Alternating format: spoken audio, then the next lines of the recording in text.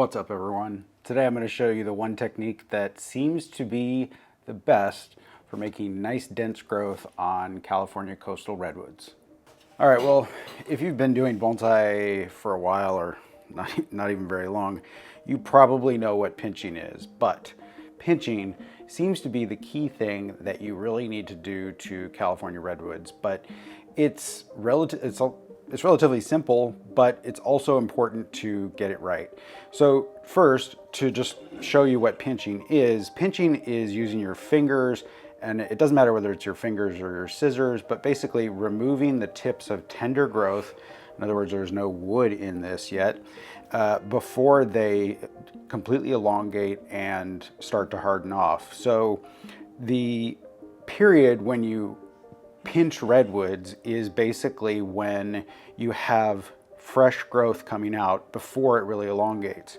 So this piece is probably too long. I've waited too long to pinch it, but it's still tender, so I'm just going to take off most of it back to just past the node. And this is going to allow me, when I do it to the whole tree, to create a lot more density in the tree than you would be able to get by just clipping. So one of the problems that redwoods have is that if you cut them after the growth is hardened off, it tends to lead to some branch dieback.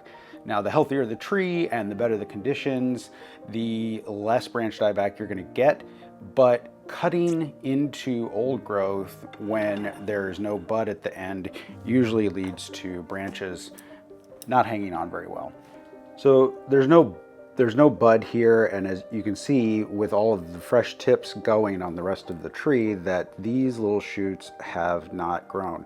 And that means basically that they are going to just sit there for a little while and then end up dying. And actually, now that I cut that off, I see like potentially a tiny little bud right there. But the thinning that you need to do after you pinch is a little bit of a separate topic. Looks like I skipped some of that last year, but in any case, those types of branches, here's another one down here. So that branch is obviously much weaker than the branches around it because the buds that are formed on it have not extended. And there is a minuscule tiny little bud right there behind where it was pinched, but I don't know whether I don't really need it anyway. So one of the great things about coast redwoods is that they're kind of like Japanese maples. They'll give you buds, more buds than you ever could use, and so you can go through and thin them out. So I'm going to go through here and pinch pretty much all of these, and when I pinch them, I'm holding the base of the bud here, and I'm pulling off about 2/3 of it and leaving at least a few of these needles.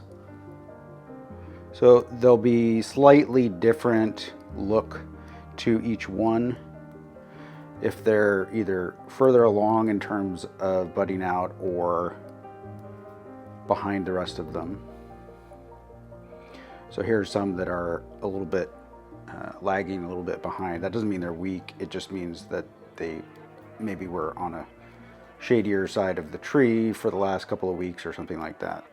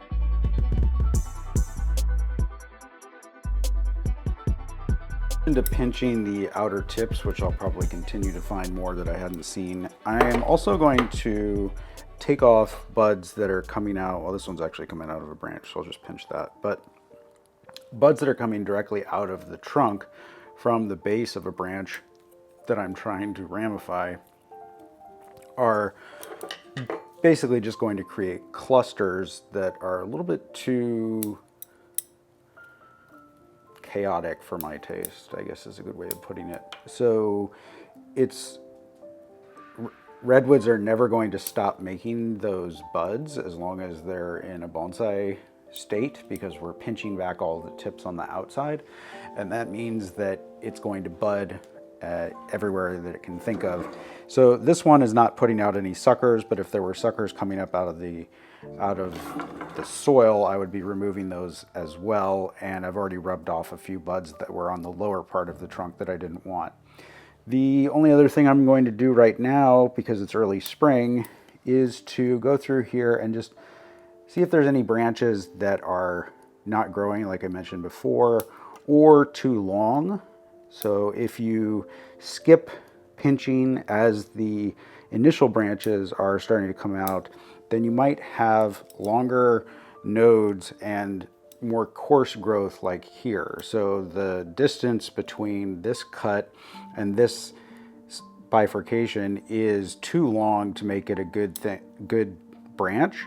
And if I had pinched it, I would have pinched it here and gotten a lot shorter growth. But because I didn't, it extended to almost twice that length.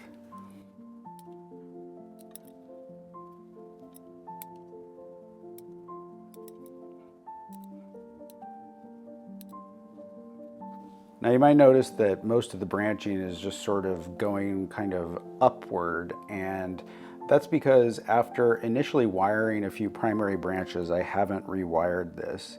And I'll probably continue to just create more ramification in the branches.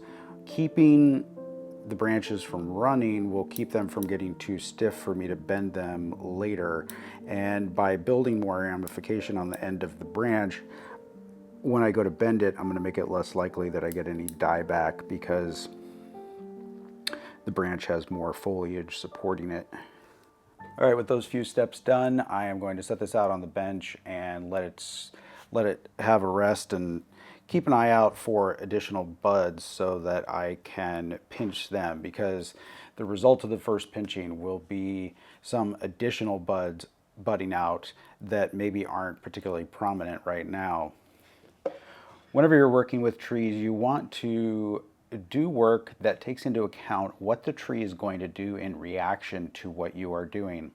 And so you're creating a system where you can predict what the tree does, and then you can induce it to do that.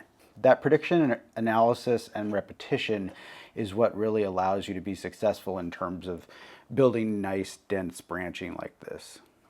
If you have experience with Coast Redwoods and you want to share it with everyone, leave it in the comments below. Thank you so much for watching, and we'll see you next time.